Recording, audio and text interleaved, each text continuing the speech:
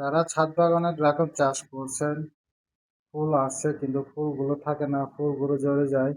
ভিডিওটা তাদের জন্য। আপনারা ছাদে যারা ড্রাগন চাষ করেন, এই ফুলগুলো পরাগায়ন করা লাগবে। আমি এই ভিডিওটার মাধ্যমে দেখাবো কিভাবে পরাগায়ন করা লাগে। প্রথমে ছোট একটা বাটি নেবেন আর পুরাতন একটা ব্রাশ নেবেন। ব্রাশ দিয়ে যে ফুলের ভিতরে কিছু পাউডার থাকে, এগুলো ব্রাশ দিয়ে আপনারা নিয়ে নেবেন বাটিতে। যে ভিডিওতে দেখতে পাচ্ছেন আমি কিভাবে করছি, আপনারাও ফলো করবেন। আমি যেভাবে করছি সেভাবে করবেন। পরাগায়ন গুলো করা লাগে মূলত সন্ধ্যায়